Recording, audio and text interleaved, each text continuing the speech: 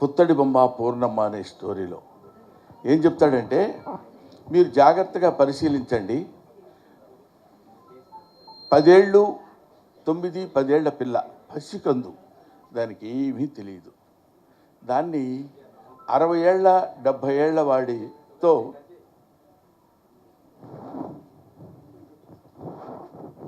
60 ఏళ్ళు 70 ఏళ్ళు ఉన్న వాడికి ఇచ్చి వివాహం చేస్తారు. వివాహం చేస్తే ఆ వివాహం చేసిన వాడికి అంతకుముందే భార్యలు ఉన్నారు. ఆ భార్య చచ్చిపోయింది. భార్య లేకుండా వీడు చచ్చిపోతే వీడికి స్వర్గప్రాప్తి ఉండదు. కాబట్టి భార్య కావాలి. భార్య కావాలి కాబట్టి ఒక అమ్మాయిని తీసుకొచ్చి ఇతనికి ఇచ్చి వివాహం చేయాలి. ఆ అమ్మాయిలు చిన్న పిల్లలు, బాల్య వివాహాలు. వాళ్ళ తల్లిదండ్రుల దగ్గరికి వెళ్ళి, మంచివాడు, పెద్దవాడు, బాగా డబ్బున్నవాడు, వాడితో వివాహం చేసుకుంటే మంచిదే కదా అని నచ్చజెప్పి అతనికిచ్చి వివాహం చేస్తారు.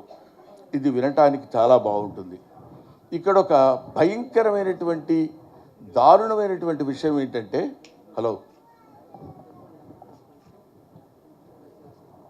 మీరు మాట్లాడకండి, లేకపోతే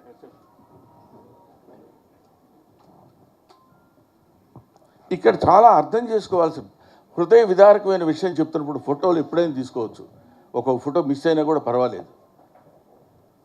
70 ఏళ్ల వయోవృద్ధుడు గదిలో ఉన్నప్పుడు 9 ఏళ్ల ఆడపిల్లని అలంకరించి, దానికి శృంగారం తెలియదు, ముద్దు ముచ్చట తెలియదు, ఏమీ తెలియదు, అలంకరించి పూలు పెట్టి చీర కట్టి పాల గ్లాస్ చేతిలో ఇచ్చి ఆ గదిలోకి తోస్తారు వీళ్ళు. అది అక్కడికి వెళ్తుంది. ఏం మాట్లాడాలో తెలియదు, ఆయనతో ఏమి బిహేవ్ చేయాలో తెలియదు, ఎలా ప్రవర్తించాలో తెలియదు. ఆ దిక్కుమాల వాడి దగ్గరికి వెళ్ళి ఈవిడ అక్కడ నిలబడితే వాడు ఏ రకమైనటువంటి ఆలోచన విధానంలో ఉంటాడో ఊహించండి. అమ్మల కన్నా అమ్మల్లారా విన్నారమ్మా ఈ కథని అంటాడు గురదాడ. అమ్మల కన్నా అమ్మ, అప్పటికే అసలు ఆ పెళ్ళి కాకముందే ఇంతకుముందు భార్యకి పిల్లలు ఉన్నారు, వాళ్ళు అమ్మ అని పిలుస్తారు ఈ పసిబిడ్డని. అమ్మల కన్నా అమ్మల్లారా విన్నారమ్మాయి. అలాంటి బాల్య వివాహాల్ని వ్యతిరేకించి, కాదయ్యా వాళ్ళని చదువుకోనివ్వండి, వాళ్ళకు స్వతంత్ర భావాలను తెచ్చిపెట్టండి అని ఫెమినిజానికి నడుం కట్టినటువంటి మన తెలుగులో చలంగారు లాంటి వాళ్ళు, కందుకూరి వీరేశలింగం లాంటి వాళ్ళు, చిలకమర్తి లక్ష్మీనరసింహం లాంటి వాళ్ళు ఎంతోమంది త్యాగాలు చేసి స్త్రీ జనోద్ధరణకి, స్త్రీ మానసిక జనోద్ధరణకి ఉపయోగపడినటువంటి వాళ్ళు. ముఖ్యంగా ఆ తల్లి ఇందాకే నమస్కరిస్తుంటే ఆమె యొక్క సావిత్రిబాయి పూలే యొక్క నిజంగా షీ ఫీల్స్ ప్రౌడ్.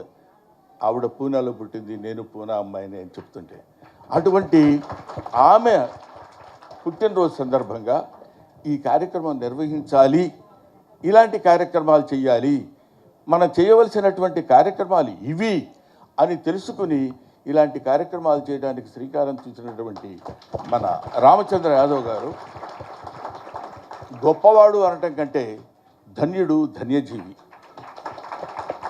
అందుకే మనకేమంటారంటే, మా నాన్న అనేవాడు, మీ వయసు ఎంతని అడిగితే 60 ఏళ్ళు 70 ఏళ్ళు 80 ఏళ్ళు అని చెప్తారా, అది కాదు వయసు. ఇలాంటి సత్కార్యక్రమాలకి, ఇలాంటి సదాలోచనలకి, ఇలాంటి మంచి పనులకి మనం ఎంత సమయాన్ని అయితే కేటాయిస్తామో ఆ సమయాన్నంతా కలుపుకుంటే అది నీ రియల్ ఏజ్ అని చెప్తాను. ఇవాళ ఈ కార్యక్రమం ద్వారా మనకు అంతో ఇంతో వయస్సు పెరిగింది. ఇలాంటి కార్యక్రమాల ద్వారానే పెరుగుతుంది.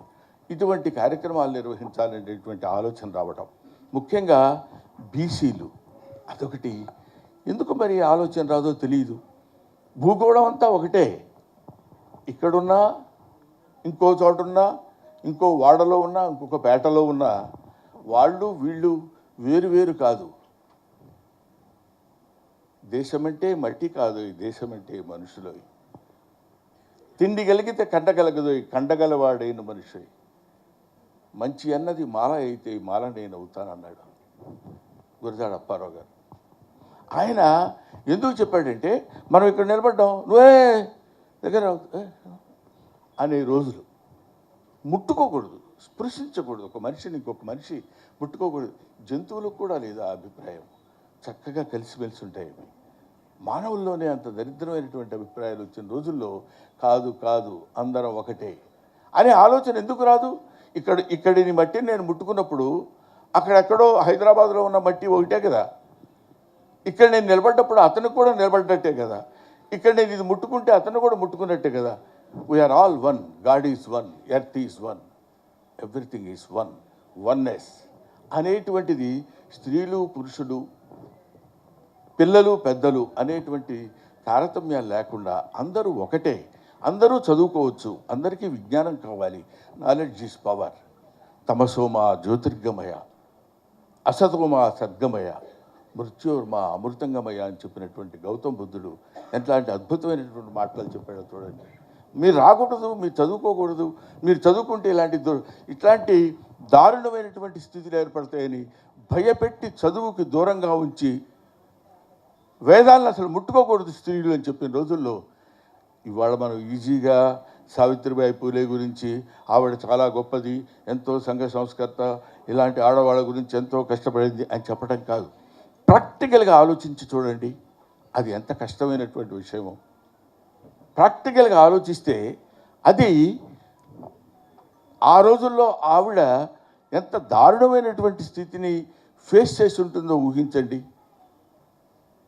అందుకని అటువంటి మహనీయుల్ని వాళ్ళ మీద ప్రేమతో కాకపోయినా, వాళ్ళ మీద గౌరవంతో కాకపోయినా, వాళ్ళ మీద భక్తితో కాకపోయినా, వాళ్ళు మన సమాజం కోసం, స్త్రీల కోసం జీవితాలనే త్యాగం చేసినటువంటి మహనీయులు కాబట్టి కనీసం జాలితో అయినా ఇలాంటి కార్యక్రమాలు మనం పెట్టుకుందాం.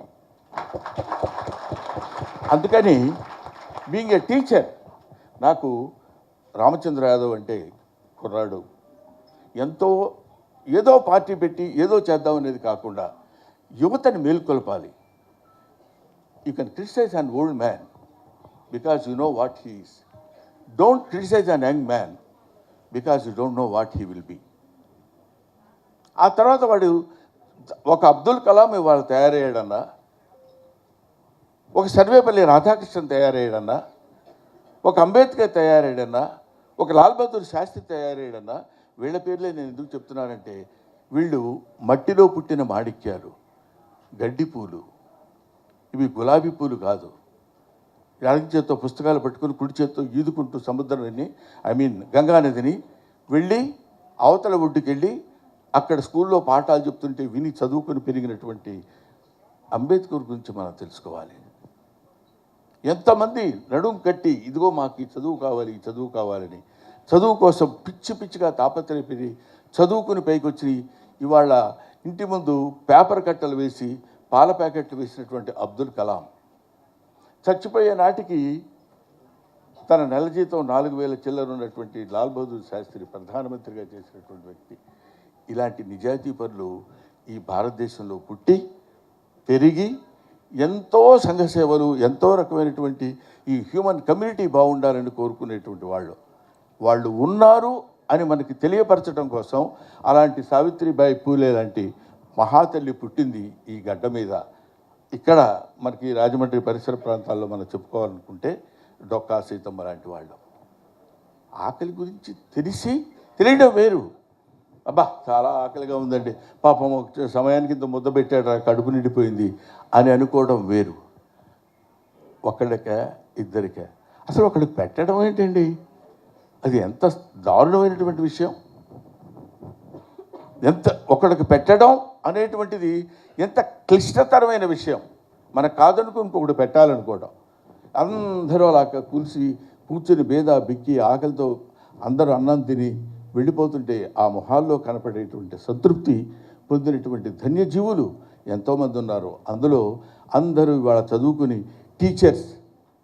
కొన్నాళ్ళకి టీచర్ అంటే ఉపాధ్యాయుడు అనేటువంటి అర్థం పోయి ఉపాధ్యాయుని అనే అర్థానికి తెచ్చినటువంటి. కాబట్టి ఇటువంటి వాళ్ళని బీసీల్లో కానీ ఎస్సీలు ఇవన్నీ మనం వర్గీకరించుకుని దాన్ని మళ్ళీ మనం పొలిటికల్గా వాడుకుంటూ ఎంతవరకు మనం ఉపయోగపడతాయనే దానికంటే వీఆర్ ఆల్ వన్నెస్. మనందరం ఒకటే, అందరూ ఆడ మగ తేడా లేదు. దీనిలో కూడా ఇంగ్లీష్ వేరు, తెలుగు వేరు, హిందీ వేరు, తమిళ్ వేరు, మలయాళం వేరు, ఇలాగా లేకపోతే రష్యన్ వేరు. సరస్వతీదేవిని ఇన్ని రకాలుగా ముక్కలు ముక్కలు చేయక్కర్లా. ఆవిడ ఒక్కతే, ఆవిడ యొక్క బిడ్డలే వీళ్ళందరూ. ఎవరు ఏ దేశంలో ఏం చెప్పినా, ఏ భాషలో చెప్పినా, ఎక్కడ చెప్పినా ఆ భాష, ఈ language has got its own value.